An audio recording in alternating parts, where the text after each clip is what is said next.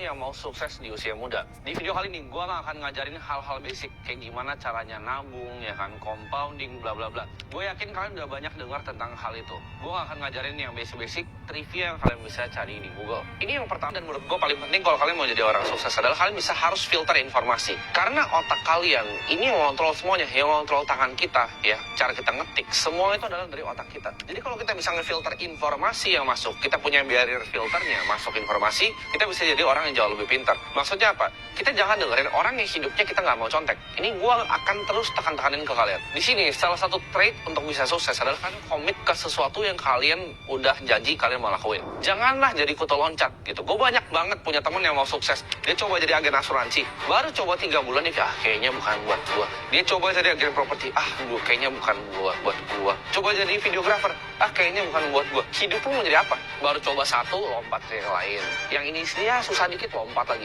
Setiap ada hal susah di hidup lo, bikin bisnis, suppliernya begini, bisnis, ini, akuntan gue pusing. Setiap kalian ada masalah, kalian kabur dari masalahnya, ya. Terus kalian nyalain dia, nggak bisa begini, terang aja dia privilege, makanya bisa jalan. Oh dia bapaknya ini ada orang dalam, kenapa lu pusingin bapaknya ada orang dalam? Kenapa nggak lu cari koneksi aja biar lu bisa punya orang dalam masuk ke perusahaan itu? Gampang kan? Cari perusahaan, ya. Lu mau masuk perusahaan mana?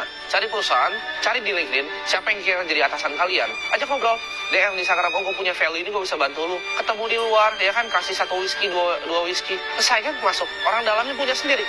Ngapain minta bapaknya dia? Jadi jangan jadi quitter, jangan baru coba sekali 2 kali, kalian keluar kayak kutu loncat. Kalau udah decide ngelakuin sesuatu, misalnya, oke, gue mau bikin ini, fokus, komit, ya, komit dan punya disiplin sama diri kalian sendiri. Jangan jadi banci, kalau susah dikit itu langsung nyerah. Semua mau kerja, mau bikin bisnis itu gak ada yang gampang, ya. Pilih satu industri, fokus di satu industri, 5-10 tahun, percaya gue, fokus 5-10 tahun, makan tai aja dulu. 5 tahun pertama makan tai, mungkin tahun kedua udah hasil sedikit, 10 tahun habis dengar video ini, lu fokus ke satu yang lu udah janji dan komit sama diri lu sendiri. Gue yakin hidup lu pasti berubah dalam 10 tahun. Gue akan saranin kalian, kalau kalian masih muda, jadi super duper ambisius di karir yang kalian mau kejar. Hidup itu singkat dan time is ticking. Kalian harus serang terus karir kalian, ya. Kalian mau jadi yang terbaik di satu bidang, mau jadi tukang nasi goreng, percaya.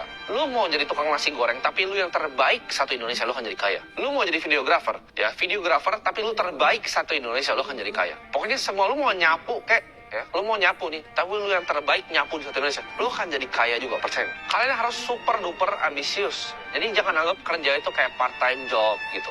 Jadi hyper ambisius tadi gue bagi menjadi 2. Satu itu kerja kapanpun, ya. Jadi kalian harus punya work ethic yang gila. Dan yang kedua dari hyper ambisius adalah speed atau kecepatan. Nah ini gue bakal bikin video ini bakal banyak dibenci nih. Gue bakal kasih tahu lagi nih trik-triknya untuk jadi kaya. Adalah fuck your passion. Artinya apa? Lu nggak makan dari passion lu. Nggak usah lah jadi orang idealis, ya. Nggak perlu. Di dunia ini tuh nggak perlu orang idealis. Fokus cari duit dulu. Kalau lu mau pusing-pusingin passion, itu adalah resep tercepat untuk lu jadi miskin. Terima bahwa gagal itu adalah hal yang wajar dan improve, ya. Improve 1% setiap hari. Bilang ke diri lu, setiap hari gue akan at least 1% better. 1% lebih baik. Itu yang selalu gue ngomong tiap pagi. Gue akan 1% lebih baik, ya. Gue selalu anggap gue adalah orang paling goblok di dunia, orang bodoh, ya. Jadi gue mau belajar terus. Dari semua orang, setiap orang gue bisa belajar. 1% setiap hari. Setahun itu 365%. Udah tinggi banget, compounding terus. Karena yang compounding bukan cuma uang, tapi ilmu yang ada di otak, informasi yang ada di otak itu compounding juga. Mental gue tuh selalu win or learn. Antara gue menang atau gue belajar. Nggak ada kegagalan, adanya belajar. Orang banyak bilang kan, fokus improving kelemahan kalian. Enggak, gue akan kasih tau kalau enggak. Jangan stres untuk improve kelemahan kalian.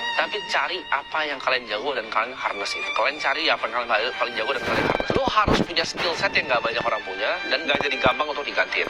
Dan ini tips ya, kalian banyak nanya buat tips untuk networking gimana. Kalau lo mau sukses, lo harus bergaul dengan orang sukses. Tapi bergaul dengan orang sukses itu ada caranya. Jadi caranya gini, lo kalau di meja nih, ya, gue sering banget kalau misalnya buat orang yang agen asuransi, dia pasti pamer langsung.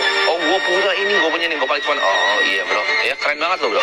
Cuman kalau gue di meja sama konglo beneran nih, orang-orang yang sukses beneran, anak-anak orang kaya, cara ngomongnya tuh berbeda. Gue kebanyakan bahkan diem. Kenapa? Karena gue ngomong, gue tau mereka lebih tahu banyak hal. Kalau gue ngomong dari mulut gue, itu hal yang gue udah tahu di kepala gue, itu informasi yang gue punya di kepala gue. Sedangkan ya, kalau gue dengerin apa yang mereka ngomong dengan diam itu sangat powerful dalam networking. So, gue belajar, oh dia tuh begini, oh cara bisnisnya gini, oh rahasianya gini ya, oh cara dia pindahin uang tuh kayak gini. Gue belajar banyak banget dari semua konglo-konglo itu dengan cuman gue diem dan tutup mulut. Kalau kalian mau jadi sukses, ini gue pakai di semua analisa, mau di kripto, analisa saham, analisa hidup gue. Gue selalu pakai namanya top down analysis. Gue selalu tanya why yang dari paling atas. Oh kenapa sih gue nggak bisa sukses, itu gue tanya terus ke diri gue. Kalau kalian tanya kenapa kalian nggak bisa jadi miliarder? Kalian mungkin jawabnya, oh gue susah bos, gue nggak bisa jadi miliarder karena keluarga gue itu susah, gue bukan dari orang kaya gitu. Itu kan belief yang kalian punya, itu kepercayaan diri kalian yang kalian punya. Oke, lu nggak percaya kepada diri lu bahwa lu bisa ngasihin 1 miliar. Tanya, kenapa lu bisa nggak percaya sama diri lu? Kenapa lu nggak punya belief sama diri lu sendiri? Kalau lu bisa dapetin 1 miliar gitu. Karena gue bilang, ya, kenapa kalian bahkan nggak percaya? Misalnya gue bilang, lu pasti bisa dapat 1 miliar. Lu akan mikir, 1 miliar mungkin nggak ya? Kayaknya susah ya 1 miliar. Gue bisa nggak ya? Itu kalian limit kepercayaan kalian sendiri. Kalian harus bilang, gue bisa untuk dapetin 1 miliar. Kenapa kalian akan mikir, oh kayaknya susah? Karena tadi yang awal bilang, tiap kalian kerjain sesuatu, kalian tuh banci dan pecundang. Baru susah dikit, kalian keluar. Dan kalian nggak punya belief. Coba kalau kalian stick terus nih. Oke, 3 tahun kalian lihat hasilnya. Oh ya, prosesnya gini ya, uang gue makin banyak. Itu kalian akan lebih pede. Oh, kalau next year segini bakal bisa. Misalnya, lu target 100 juta pertama. Dalam 6 bulan atau setahun lu dapat. Oh, oke, 100 juta bisa nih, ya kan?